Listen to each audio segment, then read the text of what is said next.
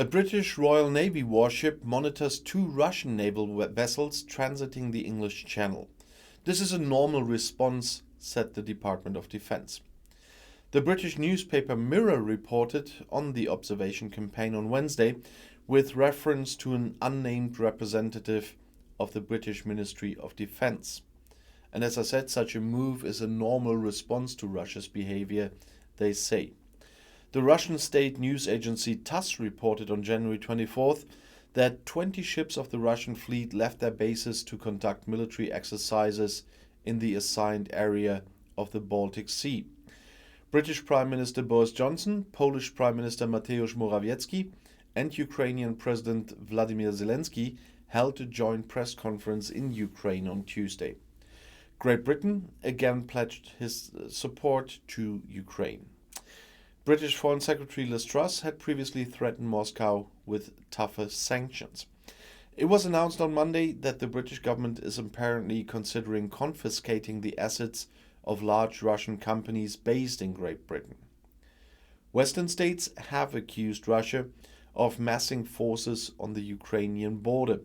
Russia dismisses the accusations that it is preparing for an invasion as a provocation, and they stress that they are being used as an excuse to increase NATO troops in the area of the Russian borders. On February 23rd, you can get very close to Donald Trump if you can afford it. Then the Take Back Congress candidate forum will take place in the Mar-a-Lago estate. On paper, the event is designed to support the Republican Party's efforts in the midterm elections this fall. But first of all, the price list that potential visitors have to deal with is surprising, because there's practically nothing in this forum for free. As the New York Times reports, the most expensive option is $250,000 for a couple or $125,000 for a single person. At least you get a photo and dinner with Trump, top seats at the forum itself, and the option to stay in Mar-a-Lago. This overnight stay costs extra, of course. At the bottom of the list that reporter Maggie Haberman made public on Twitter, there are the bargains, as she calls them, including a package for $100,000 per couple, which does not include dinner and sleep options. After all, a photo with Trump is included in the price. If you only have your picture taken with Republican candidates for Congress instead of Trump, the price drops by a whopping $50,000.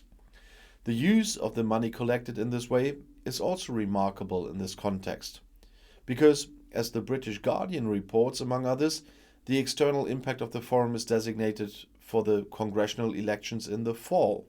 However, the funds from the appointment on February 23rd will flow into a Trump super PAC. Super PACs are political action platforms that support individual candidates but must be formally independent of their campaigns. The most important tasks of the super PACs is to collect money for election advertising, but they are not allowed to donate directly to the political candidates themselves. For very rich sponsors, they are the easiest way to pour any amount of money into the election campaign. The New York Times then also pointedly notes that Trump spends practically no money on other candidates in his party. On the other hand, he collects large sums of money by promoting these candidates, as in this case of the Mar-a-Lago Forum. What a cheat! Rebels armed with machetes have attacked a refugee camp in Central Africa's Congo. At least 40 civilians were killed.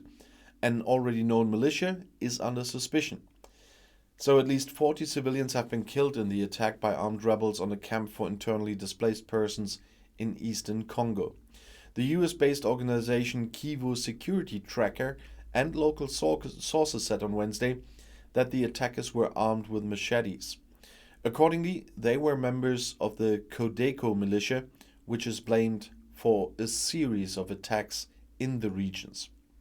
Officials in the affected Jugu region said more than 50 were dead on Wednesday, while Ituri Province Army spokesman Jules Ngongo gave the preliminary figure of 21 dead. Bahima Bajere District Chief Administrative Officer Jean-Richard Dedalenga told the AFP that Codeco fighters attacked the camp on Tuesday evening. "We have a preliminary total of 59 dead and about 40 injured," he said. The Jugu region, which borders Lake Alberta and Uganda, has long been the scene of deadly fighting between the Hima and Lendu ethnic groups. The fighting lasted from 1999 to 2003 and left tens of thousands dead.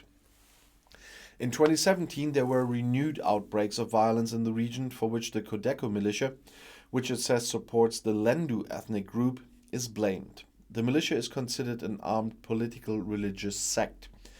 Since then, hundreds of people have died in attacks by the Codeco militia. According to the Danish Refugee Council, more than 1.5 million people were forced to leave their homes. Attacks on camps for internally displaced persons in November and December killed 123 people, the KST said. Ituri has been under an official state of siege since May 2021 due to the ongoing violence. Since then, the army and police have assumed the powers of civil authorities. Better public transport, better internet and better education. The British government wants to make the north of England and other disadvantaged regions a better place to live. With a program that will run until 2030, it is intended to put both the money and the power in the hands of working people. Well, that was at least announced by British Minister Michael Gove in a BBC interview on Wednesday. However, as critics have pointed out, the British government is not providing any new money for these plans. Instead, among other things, new mayor posts are to be created, which are also to be given new powers. The so-called Levelling Up program is one of the core promises made by Boris Johnson's Conservative government, which it campaigned with in order to convince voters who traditionally tend to support the Social Democratic Labour Party. The north of England has many disadvantaged and impoverished regions, while London and the south of the country have a higher standard of living on average. British media reported on Wednesday about the plans that Gove wanted to present in Parliament. Every year, 200,000 more people are to take part in high-quality training or further education.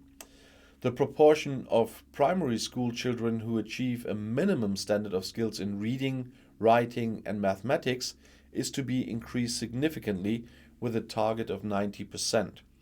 In addition, local transport is to be brought much closer to the standard of the British capital, and the majority of the population is to be provided with a fast 5G mobile radio standard.